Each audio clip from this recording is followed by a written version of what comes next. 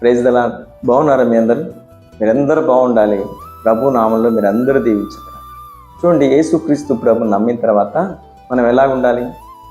మన ఇష్టానుసారంగా కాదు, ఆయనకి ఇష్టంగా నడుచుకున్నప్పుడు, ఆయనకి ఇష్టలుగా ఉన్నప్పుడు ప్రభు నిన్ను అన్ని విషయాల్లో దీవిస్తాడు. ప్రభు నీకు తోడుగా ఉంటాడు. చూడండి, సారెపతు విధవరాలింట్లో కరువు ఉంది. మరి ఏలియాకి ఎవరి పేరు చెప్పాడు? చాలా కుటుంబాల కరువు ఉంది. కానీ ఏలియాకి చెప్పిన మాట ఏంటంటే, సారెపతు విధవరాలింటికి మాత్రమే నువ్వు వెళ్ళు. ఎందుకు ఆమె పేరు చెప్పాడు? ఆమె ఇష్టంగా ఉంది, ప్రభుకి ఇష్టంగా నడుచుకుంటా ఉంది, చెప్పిన మాట వింటా ఉంది కాబట్టి ఆ ఇంటికే వెళ్ళు. ఏలియా ఆ ఇంట్లో అడుగు పెట్టిన తర్వాత ఆ ఇంట్లో కరువు పోయింది, కన్నీరు పోయింది, వేదన పోయింది, సంతోషం, ఆనందం, సమృద్ధి కలిగిందని.